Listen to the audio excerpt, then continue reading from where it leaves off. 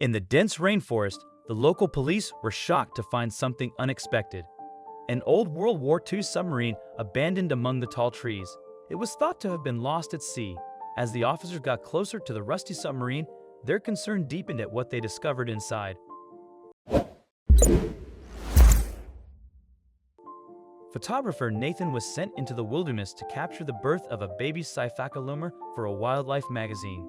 The magazine gave him the exact location because they wanted to be the first to publish a picture of the baby lemur. But instead of finding the lemurs, Nathan came across something he never expected. Trying not to make any noise and scare the animals, he walked quietly through the rainforest until he noticed a strange metal object in the distance. As he moved a large leaf out of the way, he realized he was looking at a submarine.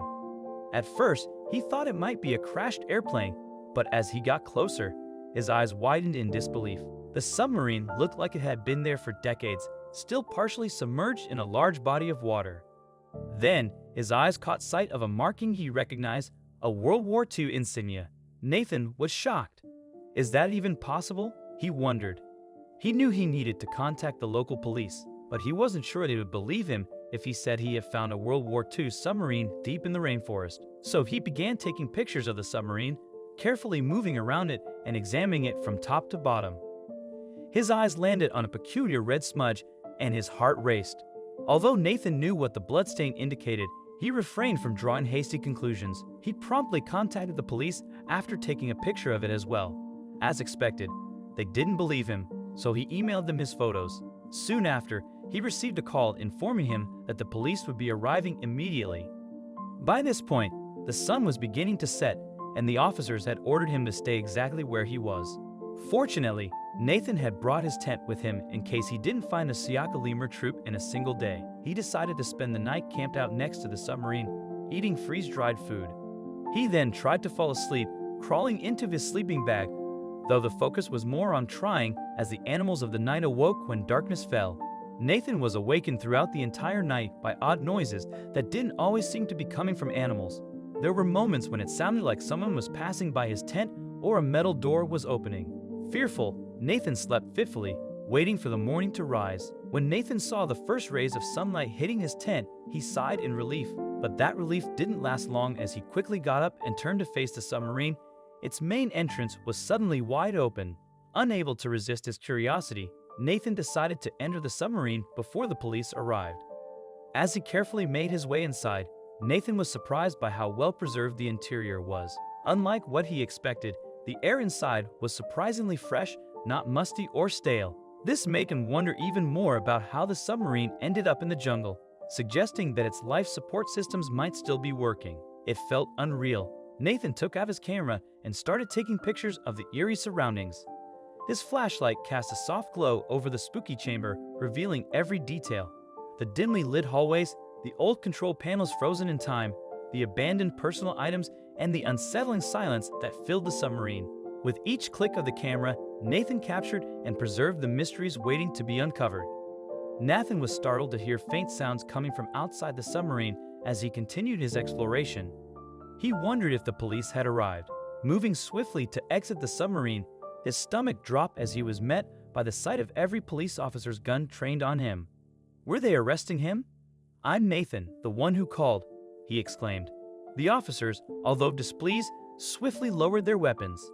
They were unhappy because Nathan hadn't waited for them, and now his DNA was all over the submarine's interior. Nathan couldn't blame them. As soon as Nathan exited the submarine, the police commander approached him. "You'll need to accompany us back to the station for some questioning," he said. During their investigation, the police discovered old and mysterious codes engraved into the submarine's walls, which confused and intrigued them. The characters were unlike any language or encryption technique used in modern cryptology. The deliberate and complex glyphs seemed to whisper secrets from a bygone era, just waiting to be deciphered. In the middle of the submarine, the officers found maps with strange symbols on them. These symbols suggested hidden paths or seas intertwined with geographic outlines. The officers speculated about the meanings of the maps and codes. Were these World War II strategy plans, or something more mysterious? The maps indicated locations that were unknown, perhaps revealing a mission veiled in the shadows of history. Attempts to decipher the codes initially failed, with the symbols resisting all traditional methods, hinting at a much deeper mystery. Each setback only deepened the intrigue, suggesting that the answers lay in modern knowledge. Linguists, cryptographers, and historians were brought in to solve the submarine's secrets, focusing on a map with cryptic symbols that might explain its mysterious journey.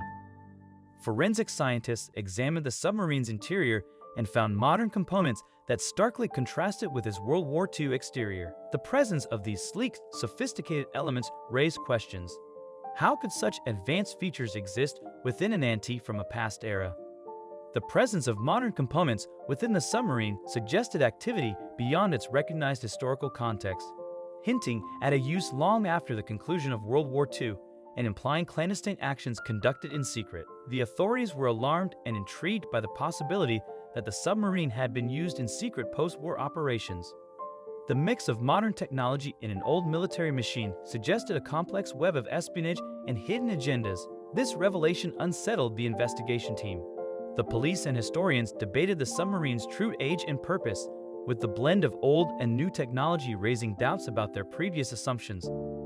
The strange combination of ancient and modern materials created suspicion, as if the submarine's story had been altered by the present in ways that history hadn't recorded. Within the bleak interrogation room, Nathan was bombarded with questions. The cops' suspicion was obvious as they investigated the specifics of his discovery. The air was thick with mistrust as Nathan attempted to persuade them of his innocence. Recognizing the rising uncertainty, Nathan provided photographic evidence. The photographs were clear and irrefutable, revealing the bizarre markings within the submersible. These images served as silent evidence of his findings, capturing the eerie atmosphere and the mysterious markings on the walls. Initially, the police were doubtful of Nathan's story. However, his photographs sparked a shift from suspicion to intrigue. The peculiar writings and the submarine's unexpected location piqued their curiosity.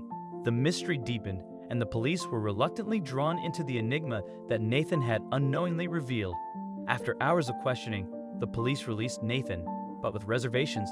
They instructed him to be available for further interrogation as they continued to unravel the submarine mystery. Nathan departed the station, his mind swirling with the day's bizarre occurrences, realizing that his involvement in the case was far from over. The police asked a historian who specialized in wartime artifacts to help them understand the situation. Before we begin, make sure you smash that like button, subscribe to our channel, and click the notification bell for more heartwarming stories. They carefully watched as the historian studied the photos of the symbols. He recognized several symbols linked to a group known for secret operations during the war, but he was surprised to see them in such an unexpected place. His findings suggested that the submarine had a much more complex history than an ordinary military relic. As the historian explained more about the symbols, his tone changed. He seemed hesitant, as if he wasn't sharing everything he knew. Each symbol and code they deciphered brought them closer to understanding the story, but the full picture remained unclear. The historian's incomplete explanations only deepened the mystery surrounding the submarine. Among the submarine's items, they found a diary belonging to an old sailor. The worn pages described a secret mission that wasn't recorded in any official logs. The diary's cryptic but vivid entries detailed a covert journey with a purpose as mysterious as the submarine's final resting place in the jungle. It hinted at a valuable cargo that was carefully hidden and never meant to be found. Although the diary didn't directly reveal what this cargo was, the sailor's cautious words made it clear that it was extremely important.